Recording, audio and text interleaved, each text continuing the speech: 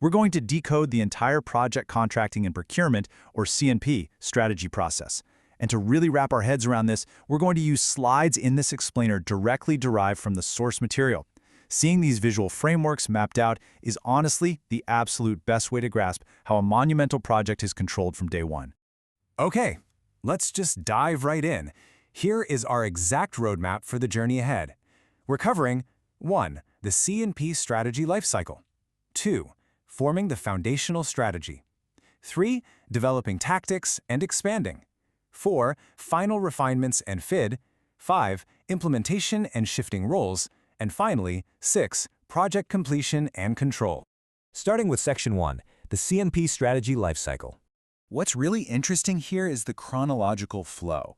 We're looking at a journey from high-level planning all the way through to final project completion. Look at how it's structured. You've got steps 1, 2, and 3, which are focused purely on strategy formation, tactics, and refinements. And they're separated by these very distinct review and approval gates. You can't just bleed one phase into the next. The process literally forces a pause to ensure every single thing is verified before moving forward. To really understand the scale of what we're looking at, notice how the life cycle is broken down into these 5 distinct phases of time. This timeline is what ensures nothing gets rushed and every action is sequentially locked in. So we start with PES, which stands for a Project Execution Strategy. Then we move to P.E.P for the Tactical Project Execution Plan, and finally P.I.P for the Project Implementation Plan refinements, all before we ever reach execution. This right here, this is exactly how you build an auditable paper trail. Let's move on to Section 2, Forming the Foundational Strategy. So what actually happens in Step 1? Well, you don't just sit around in a room and brainstorm. You have very specific inputs. Notice how specialized C&P strategy tools are paired directly with external market analysis. I mean, you have to evaluate the real-world market conditions to inform your procurement pathways, right? Those 2 inputs feed straight into the core action, producing our primary deliverable, the high-level project contracting and procurement strategy document. But here is where the built-in narrative tension kicks in.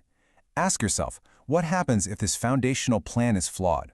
Or what if the market analysis reveals that the initial project parameters are just completely unrealistic? Does the team just blindly forge ahead into tactical planning? Boom, Gate 1. Look at this stop sign. The entire process conditionally pauses right here. This gate acts as a strict lock that demands formal approval from the project manager, the project leadership team, or PLT, and key stakeholders. If the high-level strategy isn't totally bulletproof, you do not pass Gate 1. Literally no detailed planning begins until this padlock is officially opened. On to Section 3, Developing Tactics and Expanding. Notice the strategic shift here. We're moving from overarching strategy to formal tactical planning, and to do that, our team has to grow. The project manager still retains overarching responsibility, sure, but look at the new participation block at the bottom. Discipline leads. We expand our team by bringing in these technical experts to guarantee our procurement tactics actually align with engineering realities. You can't exactly procure specialized drilling equipment if you don't have the drilling engineers at the table dictating the specs, right? And once those tactics and initial tender plans are drafted, just like before, we hit another wall. This is Gate 2. Now that our team has grown, our review panel has grown too. This newly expanded panel, which now includes those discipline leads, has to formally validate the initial tender and management plans. It's a dual approval requirement. Both the C&P plan and the initial tender management plans have to be validated before we can secure authorization to refine our pre-investment strategy. Okay, Section 4, Final Refinements and FID. So right here, we've got a dual objective going on. On the left, we are finalizing the initial tender plans that were drafted back in Step 2. But on the right, look at the organizational chart. We are actively producing complex subcontracting strategies. Major projects don't just hire one contractor. They hire a prime contractor who hires subcontractors, who then hires sub-subcontractors. This particular deliverable governs exactly how those multi-tier contractor arrangements will be managed and controlled. So, we've done all the planning. We've done the market analysis, developed the tactics, integrated the engineers, and finalized the subcontracting strategy. But this brings us to the ultimate cliffhanger for any major corporate initiative. Are we actually going to build this thing? This FID gate, the final investment decision, is absolute. Look at the termination rule over on the left. If FID is a no, the process immediately stops and dies. No further activity proceeds, period.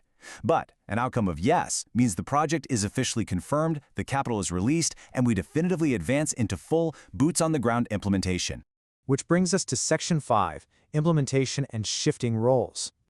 Let's see how this builds a completely different operational structure. Notice how the project manager goes from having sole control during the planning phase to actually sharing responsibility with major EPC, that's engineering, procurement, and construction contractors, during execution. The daily execution leadership gets handed over from the C&P lead to the new activity leaders known as contract holders. It's literally a passing of the baton from the strategists to the operators. To handle this massive execution phase, we actually swap out our early strategy tools for a whole new arsenal of specialized management tools. We deploy dedicated plans for purchasing, managing materials, expediting deliveries, and conducting rigorous field inspections. This is basically the nervous system that keeps the daily operations functioning and ensures oversight and quality remain extremely high while thousands of moving parts are in motion. Finally, Section 6, Project Completion and Control. Closing out a mega project isn't just about handing over the keys and walking away. It's a very strict, iterative cycle. Performance is rigorously analyzed against the original plans, and a final deliverable of comprehensive lessons learned is documented so we can improve the next project. And notice the shift on the right. The organizational structure resets. The shared responsibility dissolves, and the project manager resumes sole responsibility to finally close the books. Looking at the whole picture, on one side we have the strict gate dependencies we walked through, gates 1, 2, and FID. And on the other, we see the ultimate goals of all this effort, end-to-end standardization, clear role delineation, and most importantly, auditable outcomes.